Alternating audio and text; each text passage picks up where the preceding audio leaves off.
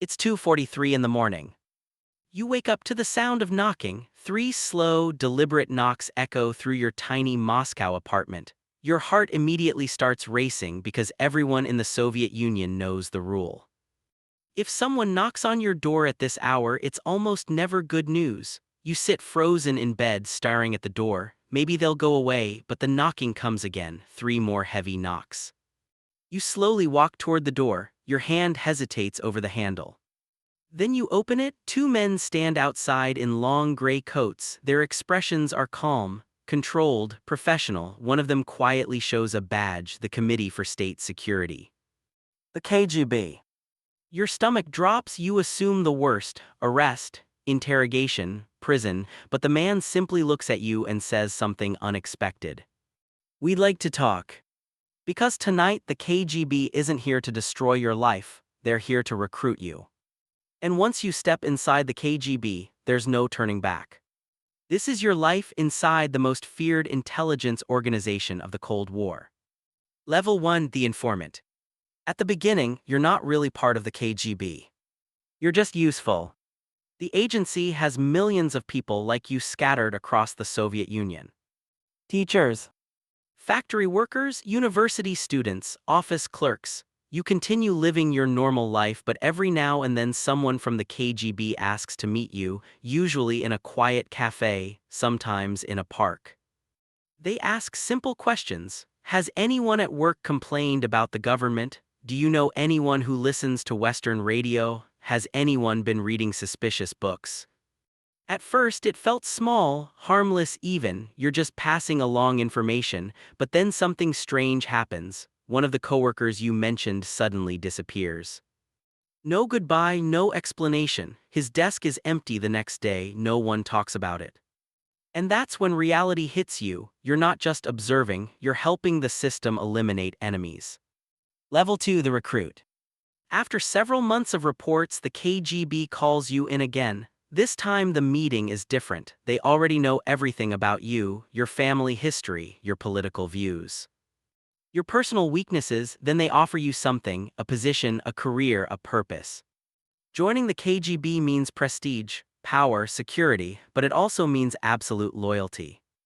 You accept. Soon you're entering official KGB training. The program is intense. You study surveillance, psychology, foreign languages, cryptography, but the most important lesson isn't technical. It's ideological. Your instructors repeat the same idea again and again. The Soviet state must survive at any cost. Morality is secondary, loyalty is everything. Level 3: The Watcher. Now you're assigned to surveillance. Your job is simple in theory: watch people. Lots of people: foreign diplomats, journalists, scientists, anyone suspected of being connected to Western intelligence. You learn how to follow someone through crowded Moscow streets without being noticed, how to sit in a parked car for 6 hours without moving, how to photograph documents from across a room. Your entire life becomes observation. You begin to notice something strange. The KGB isn't just watching enemies. They're watching everyone, even loyal citizens, even government officials. In the Soviet system, trust is a luxury no one can afford. Level 4: The Interrogator. Eventually, you receive a promotion. You're transferred to a place called Lubyanka. It looks like a normal government building from the outside, but inside it's something else entirely. Lubyanka is where suspects are interrogated. Spies. Dissidents, political enemies. Your job is to get confessions, not through violence.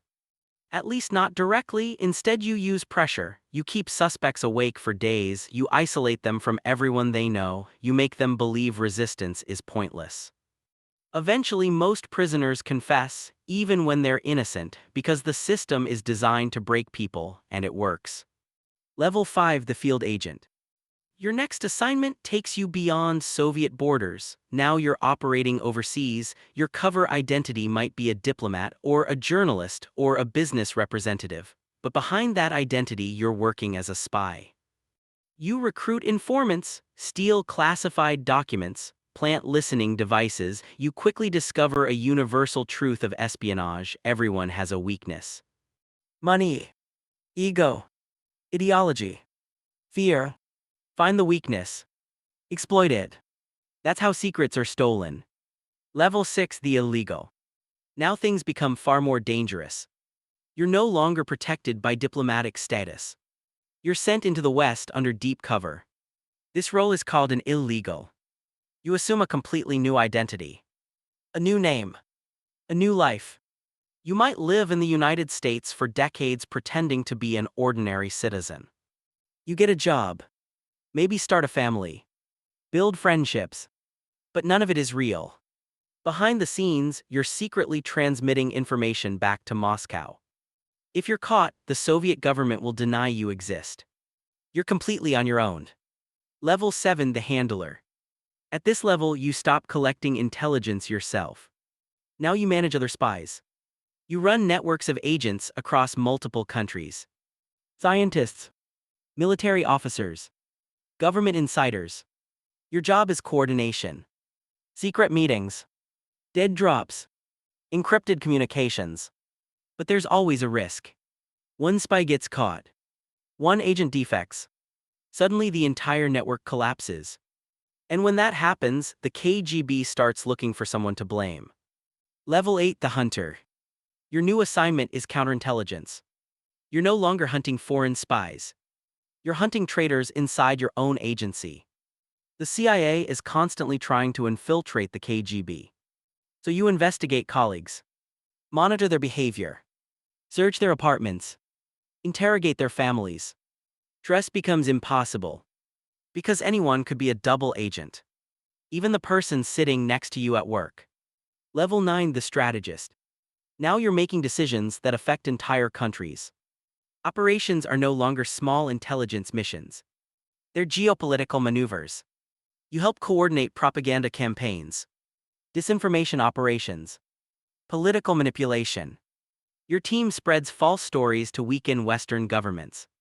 Sometimes those stories spark protests. Sometimes they trigger political crises. From the outside, it looks like chaos. But inside the KGB, it's all part of the plan. Level 10, the insider. At this level, your influence reaches the highest levels of Soviet leadership. Your reports go directly to powerful officials. Sometimes even members of the Politburo. The KGB is no longer just an intelligence agency. It's becoming one of the most powerful institutions in the Soviet Union. And you're right in the middle of it. You understand secrets that most citizens could never imagine. Nuclear capabilities, hidden alliances, covert operations across the world. Knowledge is power. But too much knowledge is dangerous. Because powerful people don't like witnesses. Level 11, the master of shadows. Now you oversee entire intelligence divisions. Thousands of agents operate under your authority. You coordinate international espionage, cyber operations, political influence campaigns. The Cold War is at its peak. Every decision you make could shift the balance of power between the Soviet Union and the United States. But something unexpected begins happening. The Soviet economy starts collapsing. Political unrest spreads across Eastern Europe. For the first time, the future of the Soviet Union looks uncertain. Level 12, the chairman. At the highest level of the KGB, you control a massive intelligence empire. Hundreds of thousands of employees. Millions of informants. Surveillance systems across an entire superpower. The KGB has eyes everywhere. But then history takes a dramatic turn. It's 1991. The Soviet Union begins to fall apart. Republics declare independence. The government weakens. Protests grow larger every day. Suddenly, the KGB, once the most feared organization in the world, finds itself powerless to stop the collapse. Within months, the Soviet Union no longer exists. And the KGB is officially dissolved. Just like that. Level 13, the legacy. Officially, the KGB disappears. Files are destroyed. Agents retire. Departments are reorganized. New intelligence agencies take its place. But institutions like this rarely vanish completely. They evolve. Many former KGB officers quietly move into powerful positions within the new Russian government. Business leaders, security officials, political advisors. One former officer in particular begins rising through the ranks of Russian politics. His name is Vladimir Putin, which raises an uncomfortable question. Did the KGB truly disappear in 1991? Or did it simply transform into something new? Because in the world of intelligence agencies, power never really dies. It just changes shape. And the shadows they operate in never fully disappear.